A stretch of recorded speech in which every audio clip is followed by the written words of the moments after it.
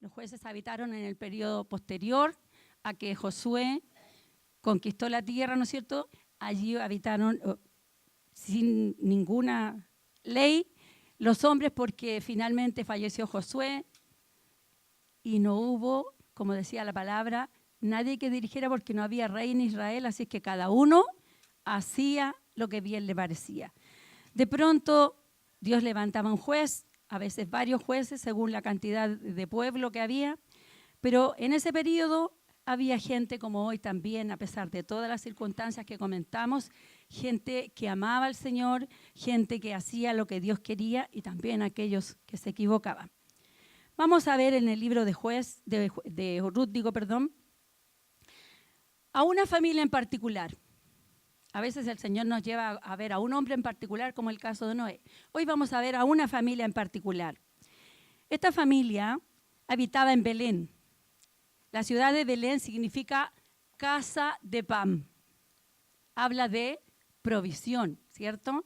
Habla de que ahí no debería faltar nada. Los lugares toman nombres según lo que ellos tengan como característica en particular. Esta debe ser casa de Dios y aquí debe habitar el Señor siempre, ¿verdad? Y nosotros nos llamamos cristianos y debemos siempre procurar ser seguidores de Cristo. Esa es la forma. Por lo tanto, ellos habitaban en casa de pan, Belén. El padre de esa familia se llamaba Elimelec, que quiere decir Dios es mi rey. Buen nombre, buen lugar. Su esposa, como ustedes ya lo saben, era Noemí. Su nombre significaba, algunos dicen que amable, otros dicen que amiga, pero igualmente acogedor y un nombre que era amistoso. Tenían 2 hijos, Kelión y otro Maleón. Ahí había varias definiciones, algunas definiciones que eran buenas y otros dicen que las traducciones estaban erradas. Así que no daremos los nombres porque no estaban claros. Lo que importa es que ellos habitaban en el mejor lugar, en Belén, tierra de pan, ¿cierto? Eso quiere decir que cuando nosotros estamos en un buen lugar y estamos bien cimentados, la idea es irse o quedarse. Quedarse, ¿verdad? Y más aún que ese era el lugar donde posteriormente, ¿no es cierto?, todos sabemos nacería el Salvador, era una tierra bendita. Todo indicaba entonces que los planes de Dios para aquellas personas eran los mejores. Vamos a ver el versículo 1 de Ruth.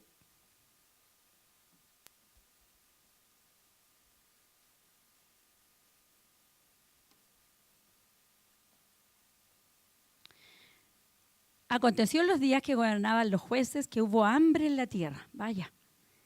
Y un varón de Belén de Judá fue a morar en los campos de Moab, él y su mujer y 2 hijos suyos. Ocurrió algo inesperado en la tierra de pan. ¿Le ha pasado algo inesperado? Que usted está con el Señor y de pronto dice, ¿cómo es posible que yo que estoy sirviendo al Señor me acontezca esta situación? Yo creo que todos nos hemos preguntado en qué fallé, porque siempre pensamos que estamos, ¿cierto?, en un plan de retribución. Pero a veces hay planes de Dios que no tienen vínculo ni relación con lo que hayamos hecho. En este caso pasó algo inesperado. Hubo hambre en la tierra. Bueno, y aquí dice, ¿no es cierto?, que ese varón, Elimelec, fue a morar, ¿dónde? En los campos de Moab. ¿Qué hizo Elimelec? ¿Cómo enfrentó la situación familiar? Se postró, empezó a orar, buscó a Dios. Él decidió, tomó una decisión. Fue esa decisión tan determinante para los suyos y esas consecuencias afectaron a todo su núcleo familiar. ¿Le ha tocado a usted tomar decisiones que afecten a los otros? Como padre de familia, como madre de familia. La decisión que él tomó afectó a los que más amaba. Tomó su familia y se la llevó a Moab. Esa era una tierra que estaba bajo maldición de Dios. Si nosotros leemos la historia de Israel, vemos que continuamente, ¿no es cierto?, esa tierra estuvo en contra del pueblo de Dios. Si bien habían salido de ellos, posteriormente estuvieron en contra de ellos. Y por 18 años incluso los sometieron y gobernaron sobre el pueblo de Dios. Habían sido crueles con ellos. Cuando Josué estaba, ¿no es cierto?, cruzando el Jordán para pasar a la tierra prometida, finalmente, ellos les impidieron el paso, no permitieron que pasaran por allí, debieron dar una inmensa vuelta. Mucho tiempo perdido. Ese pueblo realmente estaba en contra de Dios. Los moabitas, fíjense ustedes que se formaron cuando se destruyó Sodoma y Gomorra. Sabemos bien que el ángel sacó al sobrino de Abraham, a Lot, y al salir fuera de ese lugar, ¿no es cierto?, sabemos perfecto también que él quedó viudo, porque su esposa quedó cubierta de nieve, de sal. Bueno, algún día estudiaremos eso, pero dejémoslo, quedó hecha una estatua de sal. Y él quedó viudo. Sus hijas entonces dijeron, nosotros no tendremos descendencia de nuestro padre. Y sabemos que para ellos eso era muy importante. Entonces embriagaron a su padre y ambas, ¿cierto?, concibieron de él. Y el hijo de la mayor de esas jóvenes se llamó Moab. Así se generó ese pueblo.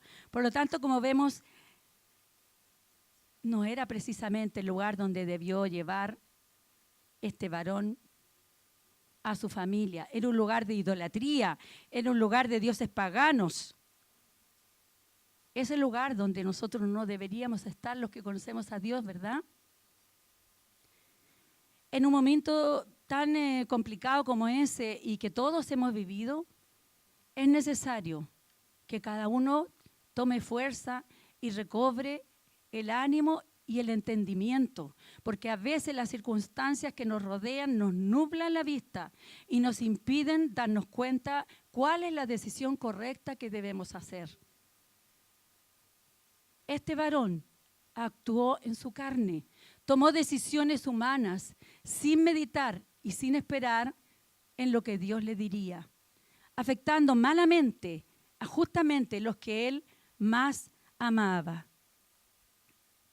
Es en esos momentos difíciles, complicados, cuando debemos pensar en lo que hemos creído, en lo que tenemos en el corazón. Es muy fácil ir tras la huella de lo que hacen otros. Quizás otras familias también se fueron de ese lugar y dijeron, vamos a Moab, allí hay abundancia de pan, allí hay trabajo, ahí hay, ¿no es cierto?, la provisión que necesitamos. Y él como padre de familia optó por hacer lo que hicieron los otros. ¿Hemos tomado esas decisiones nosotros? ¿Hemos actuado también así, sin meditar en lo que estamos haciendo? En este lugar estamos en la casa de Dios, estamos en la iglesia, estamos en un buen lugar, pero a veces vienen dificultades, a veces son importantes, otras veces no tanto, otras veces la emoción la que nos lleva, y vamos y buscamos según lo que yo creo, según lo que yo siento. Hay personas que dejan al Señor simplemente porque alguien no los miró, porque alguien les hizo un desaire.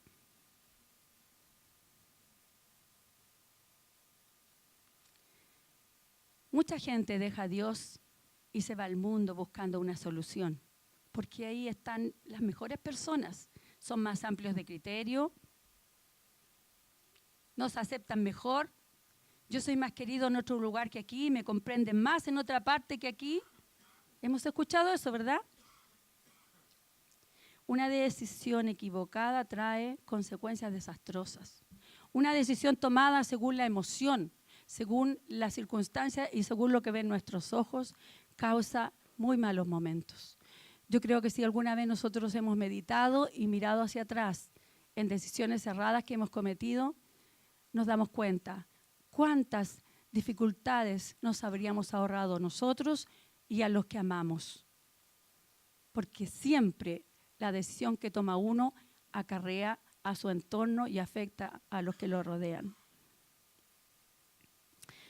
Vamos a ver versos 3, 4 y 5. Pónganlos todos, por favor.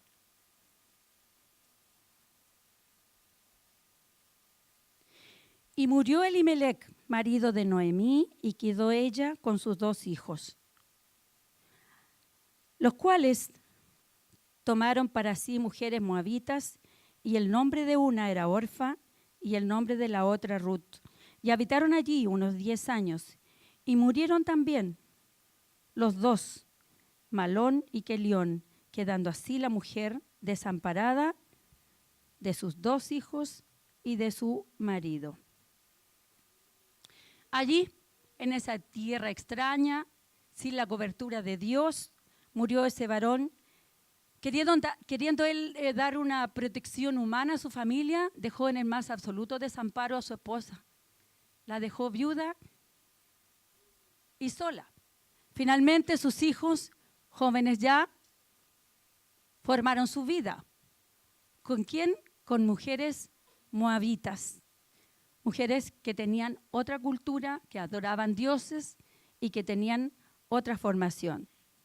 Finalmente, ¿qué pasó con esos jóvenes también? Ellos también murieron. Ahí estaba Noemí, sin marido, sin hijos.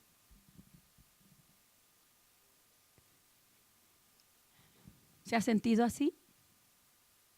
Este libro lo conocemos, estamos tratando de escudriñar en él cómo nos representa muchas veces, cómo las decisiones que hacemos en forma impensada nos causan desastrosas consecuencias. Veamos el versículo 7, por favor.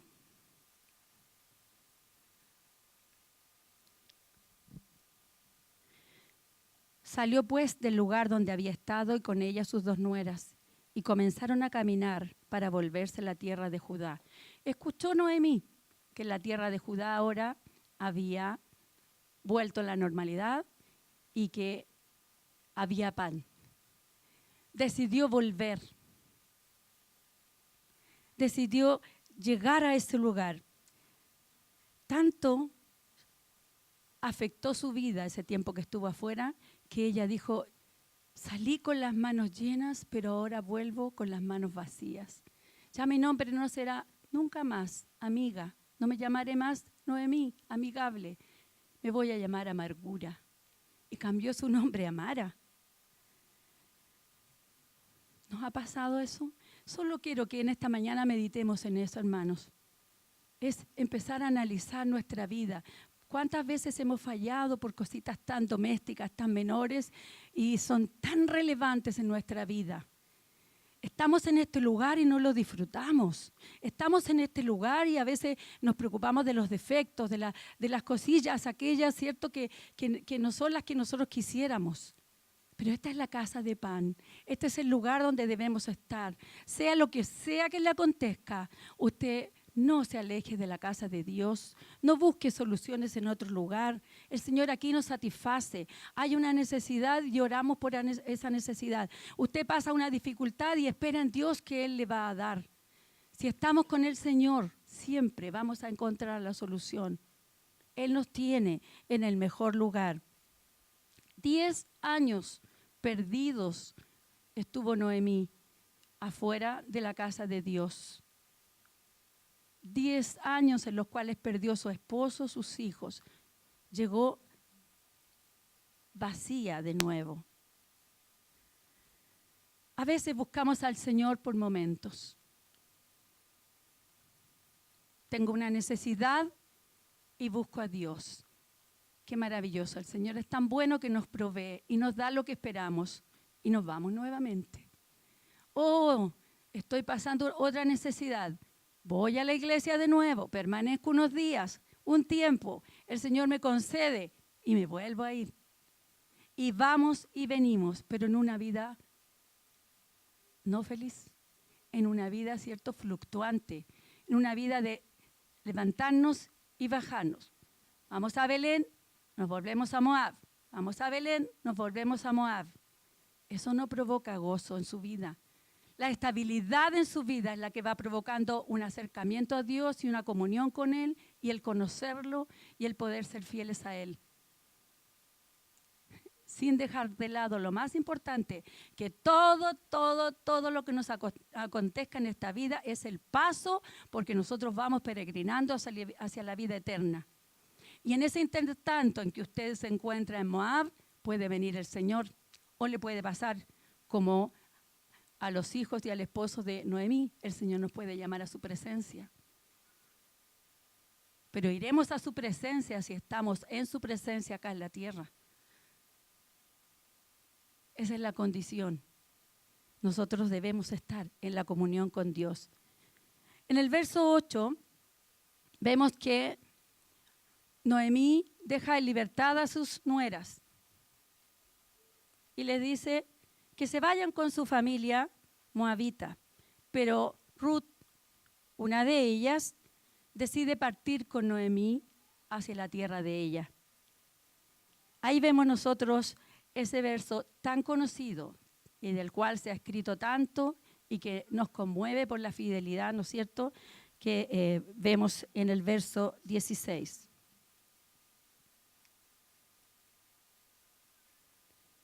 Respondió Ruth: no me ruegues que te deje y me aparte de ti, porque a donde quiera que tú fueres, iré yo, y donde quiera que vivieres, viviré. Mira esto: tu pueblo será mi pueblo y tu Dios será mi Dios. Ella manifiesta en eso, ¿verdad?, un deseo de dejar el paganismo y de dejar lo que ella conocía. Ella es como un tipo de nosotros, la iglesia del Señor, nosotros que estamos injertados en la familia de Dios, que somos judíos de corazón, no judíos de nacimiento. Ella nos representa, ella deja a sus dioses y abraza a Cristo.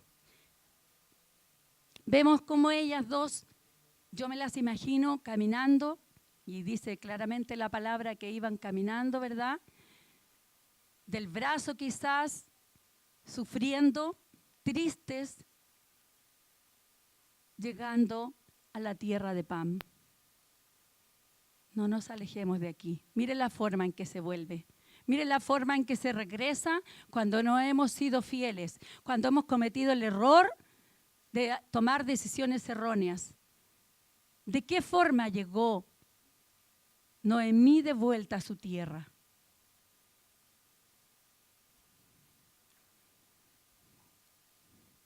Vamos a ver en el capítulo 2, versos 2 y 3.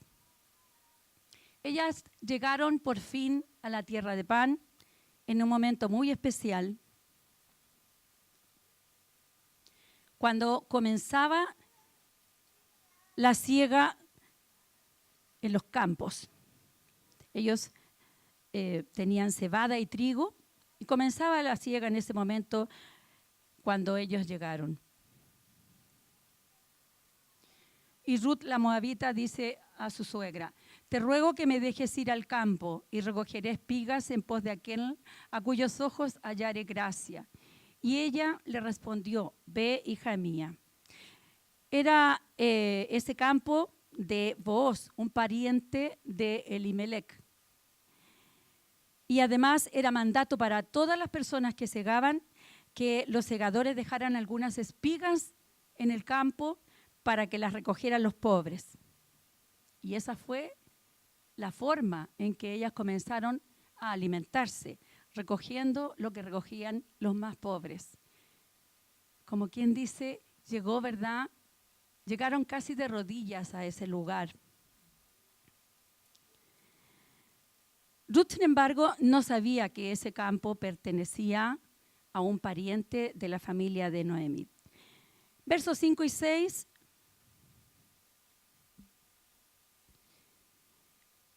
Vemos que el dueño de esas tierras, Booz, siempre estaba al lado de sus segadores. Y él ve a Ruth y pregunta por ella. Quizás le llamó la atención ella. Algunos han nombrado a este libro como un libro muy lleno de amor, como un libro hermoso de una historia de amor que refleja no solo los tipos que estamos viendo aquí de la Iglesia de Dios, sino además una bella historia de amor acerca de Jesús y nosotros que somos su pueblo. Vos debió ser un hombre poderoso, rico, pero ahí lo tenemos con los segadores. Vemos ahí un corazón, ¿no es cierto?, de un hombre noble, de un hombre sin orgullo. Y él ve a esta joven. Vos es tipo de Jesús. Recordemos que ella es tipo de la iglesia, de nosotros los injertados, porque ella no pertenecía al pueblo de Dios. Ella aceptó estar con el Dios de Noemí. De la misma forma, Jesús nos ve a nosotros primero. Ella cegaba, ella estaba agachada, ella no lo vio. Y él la vio primero. ¿Quién nos amó primero? ¿A nosotros? Cristo nos amó primero, ¿verdad? Y así es como ocurre en esta historia también. Él se preocupa de nosotros antes de lo que nosotros pensamos. Él nos conocía desde el vientre de nuestra madre. Veamos 1 de Juan 4:19. Nosotros le amamos a Él porque Él nos amó primero. Y es así como ocurre en esta historia. A la hora de comer, Booz la invitó a su mesa. De la misma forma que Jesús a nosotros nos da el alimento que nos falta. Más adelante Ruth sería la dueña de ese campo, pero desde ya vemos cómo está bajo la cobertura de Booz. Booz quiere decir en él hay fuerza. Recién cantábamos en un coro, ¿cierto?, que Jesús nos da fuerza, Él es la fuerza. Él nos ama desde ahora. Quizás no somos los más fieles, quizás somos a lo mejor personas que estamos siguiéndolo porque lo necesitamos, pero no estamos como Él espera que estemos delante de su presencia, buscándolo con todo nuestro ser. Sin embargo, cuando lo queremos y lo necesitamos, ahí está Él dándonos, respondiéndonos y concediéndonos las cosas. Así es el Señor con nosotros. Y así fue Booz con Ruth. Pasa el tiempo de la siega, se completa el periodo en que se termina, ¿no es cierto?, esa siega, y llega el momento en que su suegra le da una recomendación a Ruth. En el capítulo 3, versos 2 y 3, Noemí le indica la forma de acercarse a Booz. ¿No es Booz nuestro pariente con cuyas criadas tú has estado? He aquí que él avienta esta noche la parva de las cebadas. Y le da indicaciones de acercarse a él. El 3, por favor. Te lavarás pues y te ungirás y vistiéndote tus vestidos irás a la era, mas no te darás a conocer al varón hasta que él haya acabado de comer y de beber. Le da unas recomendaciones que son muy importantes, porque si bien conocemos este libro, como les dije, hay que escudriñar la palabra para descubrir. Dice lavarse. Vos es un tipo de Jesús. ¿Cómo debemos presentarnos delante de Jesús nosotros? Limpios. No podemos presentarnos delante del Señor con cosas escondidas, con cosas ocultas. Quizás no queremos que los demás sepan nuestros secretos, o las cosas privadas, o las cosas en que le fallamos al Señor, porque nos avergüenza, porque obviamente sabemos en nuestro corazón que hay cosas que no le agradan. Pero fíjese, delante de Dios no podemos presentarnos así. Tenemos que lavarnos, tenemos que limpiarnos delante de Él. Vamos a ver el versículo Santiago 4:8. Acercaos a Dios y Él se acercará a vosotros. Pecadores, limpiad las manos, y vosotros, los de doble ánimo, purificad vuestros corazones. No se puede adorar ni estar en intimidad con Dios con pecados ocultos, ya lo dijimos, ¿cierto? Limpiar nuestro corazón. ¿Cómo podemos limpiarnos? ¿Cómo podemos sacar eso entonces?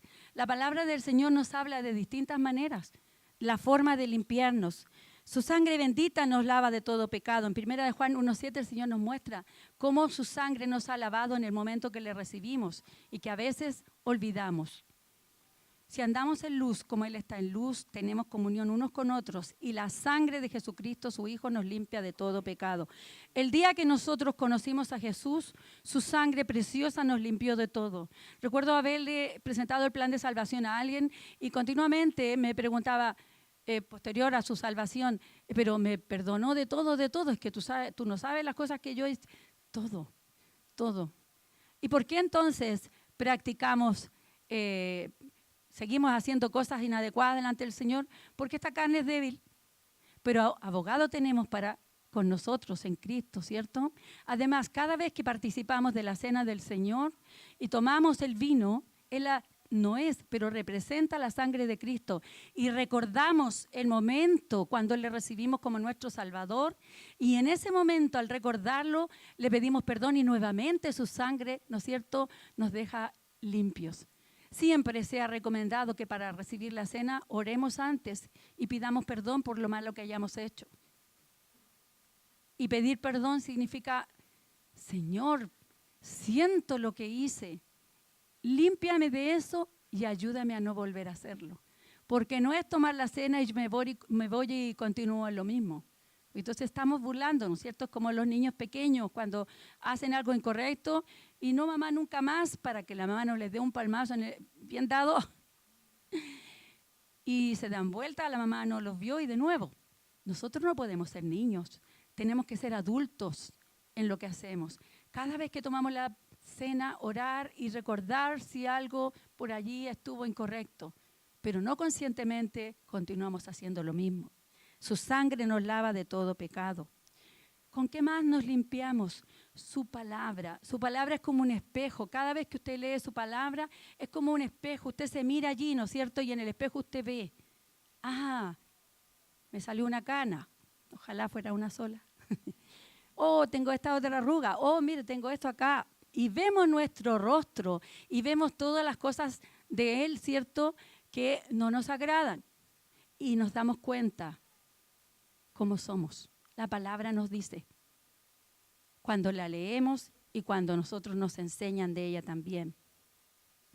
Después, Noemí le dice a Ruth que debe ungirse. Eso significa perfumarse, de modo que le sea grato, ¿cierto?, a vos poder acercarse a ella. El Espíritu Santo es el perfume grato delante de Dios el Padre. Él nos acerca a Jesús. Cada vez que oramos en el Espíritu, cada vez que estamos delante de su presencia, la palabra de Dios dice que ese es un perfume grato delante de Dios. Hay un perfume grato, oloroso, cuando usted adora de corazón. Las oraciones de los santos aprendíamos, ¿cierto?, que estaban puestos ahí como un incienso que subía arriba a la presencia de Dios el Padre. Estudiando Apocalipsis lo pudimos aprender con las damas, yo creo que los varones hicieron lo mismo, ¿cierto? Van en un cofrecito llenándose con las oraciones y que en su momento suben como olor grato delante del Padre. Así es. Y dice las oraciones de los santos, de aquellos que se están santificando, de aquellos que se están purificando, de aquellos que están esperando servir al Señor de una forma completa, no a medias. Si usted lo busca a medias, va a recibir a medias también. Bueno, según lo que estamos viendo, entonces, requiere tiempo y requiere esfuerzo poder estar en la presencia del Señor. No es así nada más. Es que oramos en la iglesia y nos vamos. Hermanos, nosotros somos personas que estamos de paso. Estamos caminando por esta tierra. Así como Josué, después que murió Moisés, tuvo la misión de llevar directamente al pueblo hasta Canaán, nosotros también estamos de paso. Y así como los moabitas les obstruyeron el paso y tuvieron que dar una vuelta más larga, a veces nos ocurre que a nosotros hay quienes alrededor nos dan, ¿no es cierto?, nos cierran la puerta y nos obstruyen el continuar el camino al Señor. Pero Josué no se devolvió. Josué dio la vuelta y llegó igual a la tierra prometida. A veces nos toca dar una vuelta más larga, a veces el camino es más complejo. Para algunos el seguir a Cristo realmente es una tremenda caminata, Pero nosotros tenemos que tener claro para dónde vamos. No dejarnos llevar por las circunstancias, continuar el camino. Si el camino es más largo, caminamos más. Él nos va a dar fuerza, Él nos va a dar ánimo y finalmente vamos a llegar. Requiere tiempo de oración, requiere tiempo de comunión, requiere tiempo de estar en su presencia. Requiere que usted diga, me voy a dedicar a orar y no en esa emocionalidad que a veces nos pasa porque somos humanos, ¿cierto? Ahora sí entendí, ahora voy a orar todos los días a las 5 de la mañana. ¿Cuánto le dura? ¿Por qué no ora mejor a las 8, pero lo hace todos los días? ¿Por qué mejor no lee un trozo todos los días y lo mastica y lo vuelve a comer hasta que entienda perfecto lo que significa ese trozo que leyó? Eso es lo que el Señor quiere, una fidelidad constante, constante. A veces vamos a tener más tiempo y vamos a estar más delante de su presencia. Otras veces vamos a estar un tiempo menor, pero hay que estar todos los días. Todos los días hay que almorzar, todos los días hay que comer. Tal vez todos los días usted no come la comida que más le gusta. A lo mejor algunos días no hace ni ensalada, pero todos los días come. Entonces, así es. Tiempo y esfuerzo en su presencia nos dan comunión, nos dan constancia, nos dan, ¿no es cierto?, la necesidad de poder adquirir ese alimento espiritual. Va a necesitar estar en su presencia si usted dedica ese tiempo. Va a ser como el inicio, pero después lo va a hacer solo. Necesito, hoy no he orado, hoy no he leído. Es necesario hacer esas cosas, es necesario orar, es necesario leer la Biblia. Pero hay que darse el tiempo, hay que darse tiempo. Fíjese que Dios es el creador del universo, es nuestro sustentador, nuestro creador. Él es todo para nosotros, de Él emana la vida. Es la fuente donde emana todo. Y nosotros le decimos, no tengo tiempo para estar contigo. Pero si el tiempo nos lo ha dado Él. Él es el dueño del tiempo que tenemos. Si usted tiene esa edad que tiene ahora, es porque a Él le plació. Mueren niños, mueren jóvenes.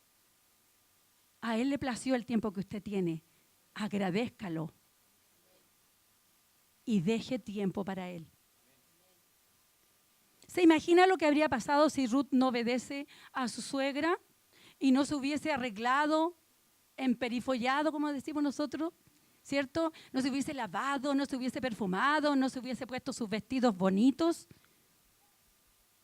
Probablemente habría recogido espigas toda su vida y de eso se habrían alimentado las pobres. Nunca habría sido la dueña de las tierras de Booz. Nunca lo había logrado. Pero ella le hizo caso y fue, ¿no es cierto?, aquella noche cuando se terminaba la cebada y la siega, y fue la orden que le dio su suegra. Póstrate a los pies de ese varón, ¿cierto? Ponte bonita. Vamos a ver el versículo 4.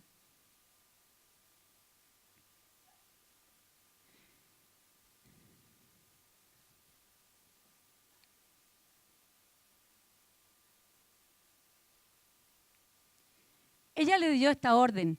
Ya se acababa la siega, por lo tanto, ¿no es cierto?, el periodo de estar en ese lugar lo terminaban de noche y ellos levantaban, ¿no es cierto?, los trigos y saltaban todas las cascarillas y esa era la forma en que terminaban en una fiesta con todos los segadores finalmente. Entonces, ella le dice, cuando el varón se acueste, vos notarás el lugar donde se acuesta e irás, descubrirás sus pies y te acostarás allí y él te dirá lo que hayas de hacer. Ya le había dado todas las órdenes. Primero le había dicho que se perfumara, que se bañara, pero también le dijo ponte bonita, ponte ropa bonita. Ella estaba atada a su dolor del pasado, ella estaba vestida obviamente de luto y tal vez los vestidos estaban hasta raídos por el trabajo, ¿no es cierto?, en el campo. Era necesario cambiarse, era necesario andar bella. ¿Nos ha pasado a andar así a nosotros vestidos espiritualmente, raídos y de luto? Sin embargo, ella obedeció a su suegra y dejó atrás su tristeza, dejó atrás todo lo que ella tenía del pasado para acercarse a Booz con un ropaje nuevo, un ropaje de salvación. Ella le dice, ponte a los pies de Booz. Esa era una señal de sumisión y entrega. Al tomar el manto de Booz, ella le dijo, estoy dispuesta a tomarte como mi marido, ¿cierto? Como mi esposo, como mi redentor. Yo me pongo bajo tu protección. Él estaba dormido y ella se postra a sus pies. Ella no hace nada impuro, estaban todos los segadores allí.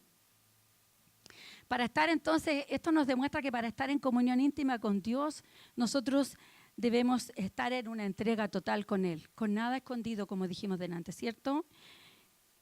Y como hemos cantado muchas veces, el postrarnos a los pies de Jesús es el lugar más alto, dice, pero también es el más santo. Así se postró ella, a los pies de ese varón, en humildad y sumisión. ¿Cómo reaccionó vos ante esta extrañeza? Veamos el verso 11.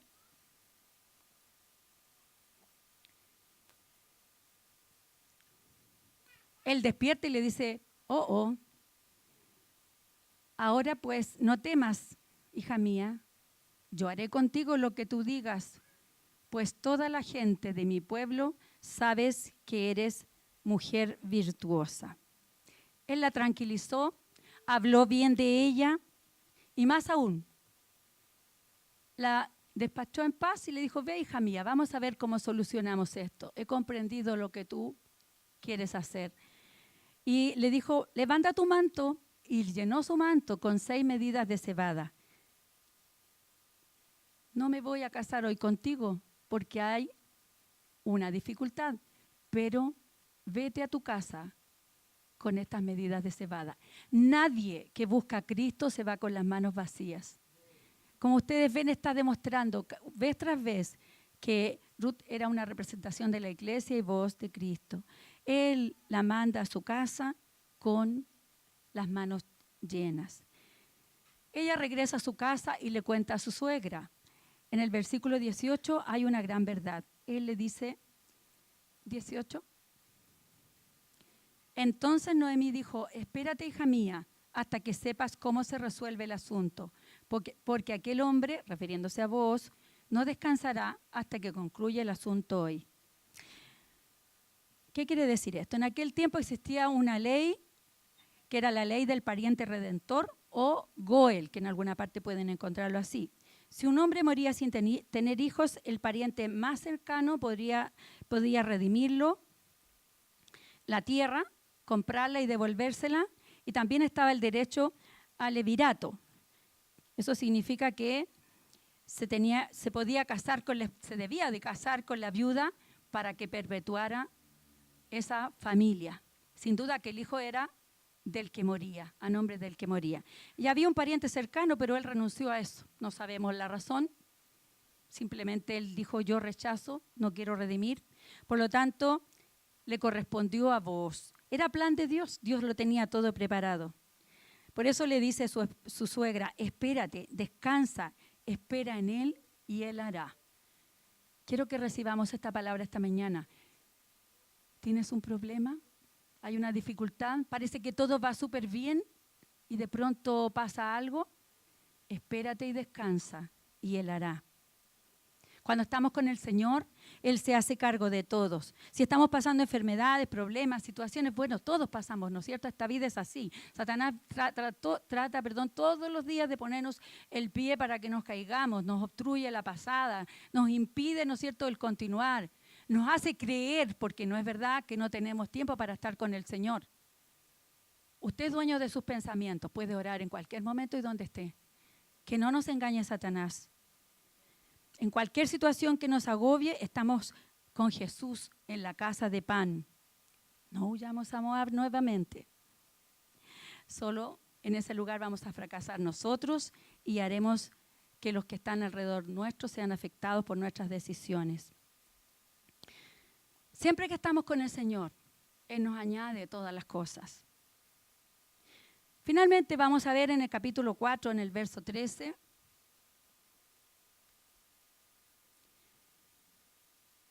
No habiendo redimido a aquel pariente, que estaba primero, Booz, pues, tomó a Ruth y ella fue su mujer. Y se llegó a ella, y Jehová le dio que concibiese y diese a luz un hijo. Se casó con Booz, y miren lo que ocurre. Booz y ella tuvieron un hijo llamado Obed. Y ese Obed es el padre de Isaí. Y los que bien saben y han estudiado, Isaí es el padre de David, el futuro rey de Israel.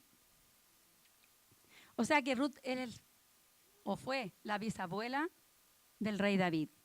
Y también, por supuesto, sabemos que de David viene la genealogía de Jesús. ¿Qué le parece ser obediente? Dejar, como dejó Ruth, todo lo anterior.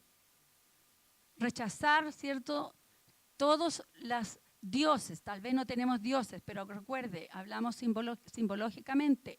Tenemos objetos, tenemos personas, tenemos situaciones que ponemos delante del Señor. Ahí está el Señor y nosotros presentamos nuestras amores, nuestras idolatrías antes que a Jesús. Noemí rechazó todo eso y siguió a una mujer que aparentemente no tenía nada que ofrecer, porque así era según los ojos humanos. Una anciana, sin familia, sin tierra, porque ella ni sabía lo que iba a encontrar de vuelta, y ella la siguió.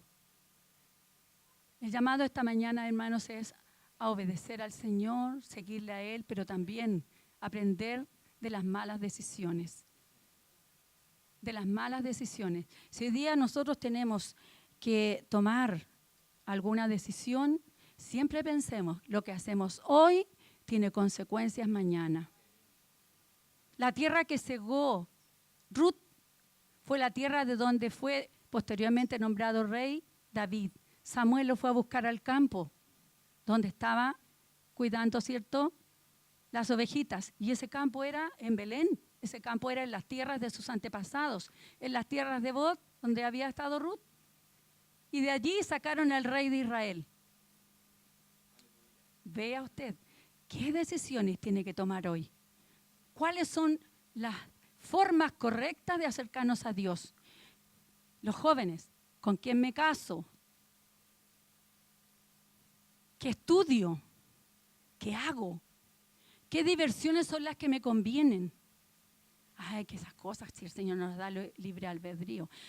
Claro, nos da libre albedrío para aceptarlo o rechazarlo a Él.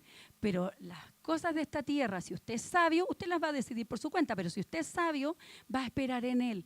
En un trabajo, a veces nos ofrecen un muy buen trabajo, con muy buen sueldo.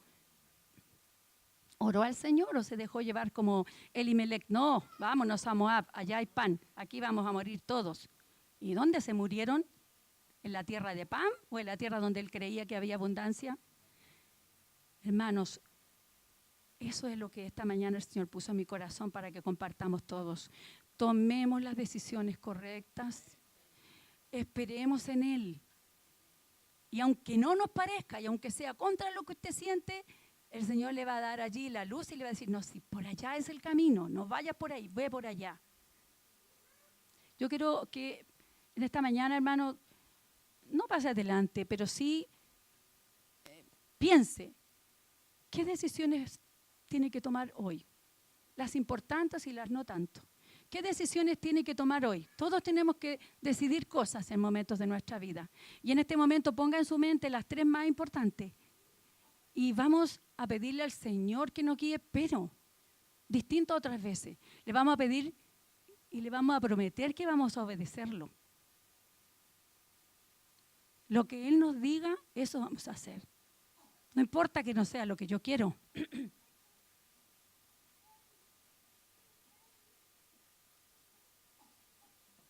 Muchas veces en mi vida he hecho cosas que no me parecían a mí. Y buscaba y sondeaba, analizaba, y yo decía por ningún lado, pero si tú lo dices, Señor, lo hago. Y créame que nunca me he arrepentido, lo digo delante de Él. Ha sido lo correcto. Cerremos nuestros ojos. Pongámonos de pie.